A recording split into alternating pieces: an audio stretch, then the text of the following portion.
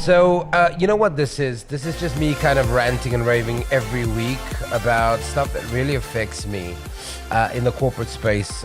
You don't have to tune in if you don't want to, but if you are bothered by some stuff, say for example, I'll give you a couple of ideas. The corporate zombie.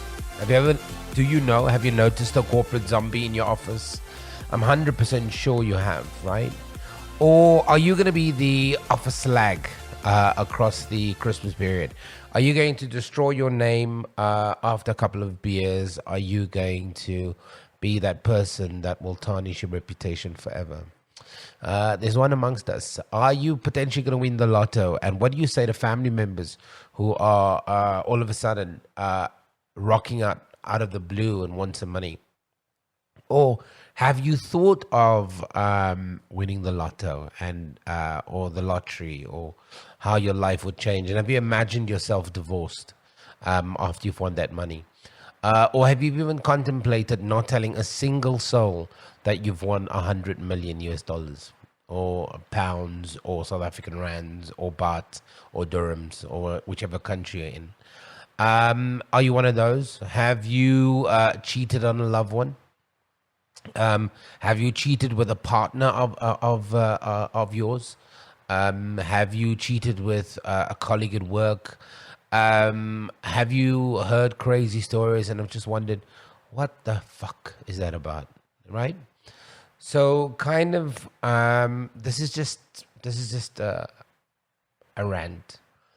And, the thing that really bothers me this week that I've really thought about, that I'm sure you've thought about too, is that colleague or that new employee or that new colleague at your office who seems on paper like one of those soccer teams to have it really, really together, but we in actual fact know it's a fucking corporate zombie. You know what a corporate zombie sounds like? It sounds like this.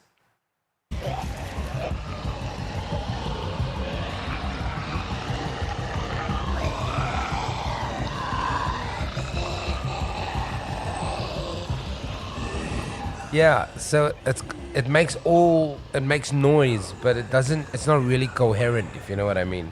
And the corporate zombie, I'm going to explain a little bit later why it's a bugbear for me this week and why I'm really bothered by it. But I am bothered by it because the corporate zombie really looks good on paper. It will probably get promoted ahead of you, and it will have no good ideas. Like, it'll have nothing.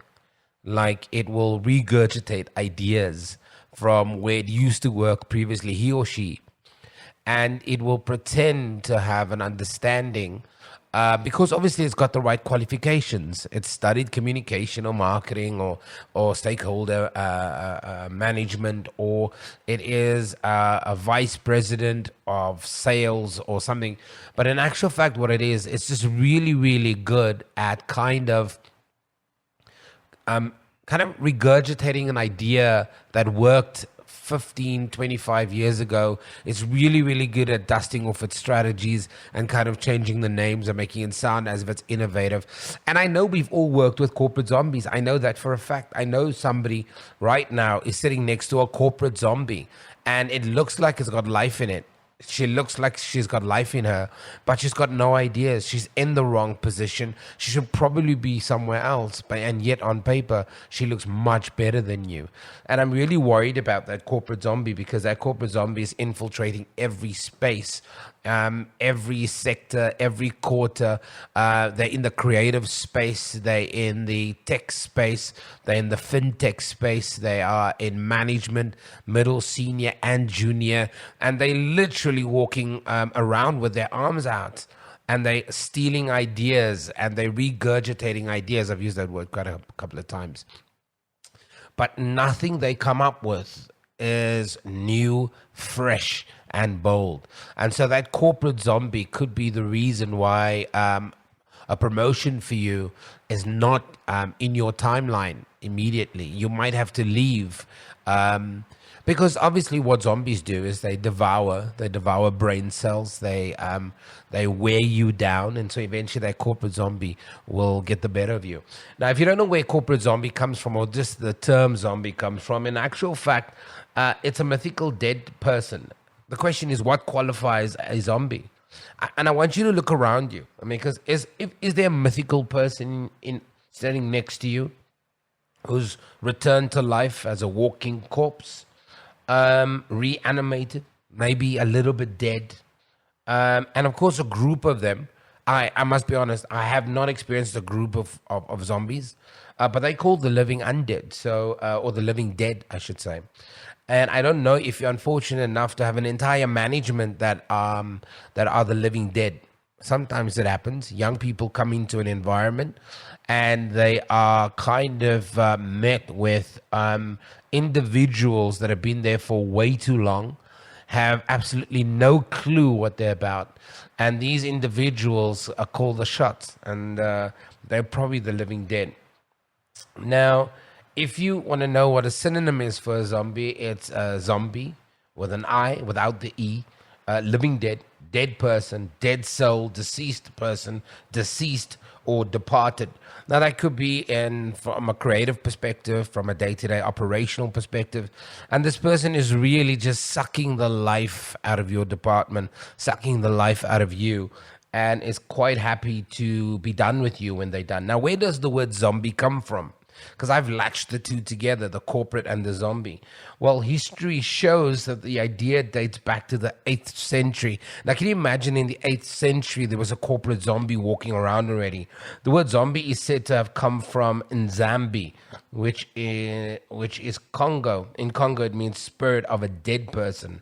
Or zombie, not with an M, but with an N.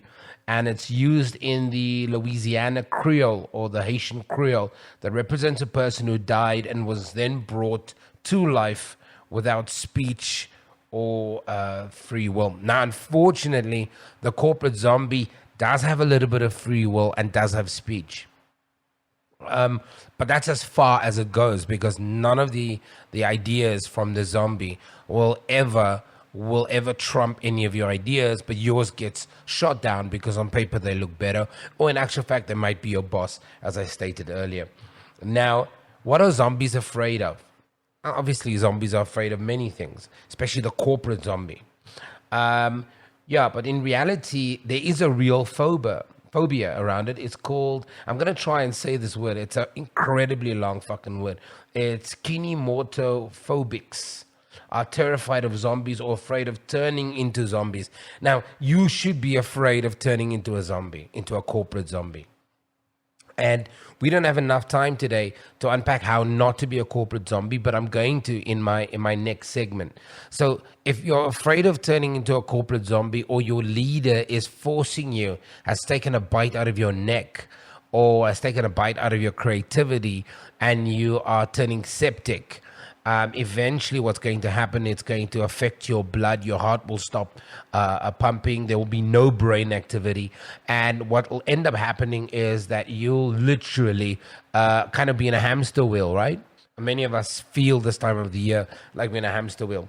So there's a couple of things. How do you kill a zombie? Who created the corporate zombie in the first place?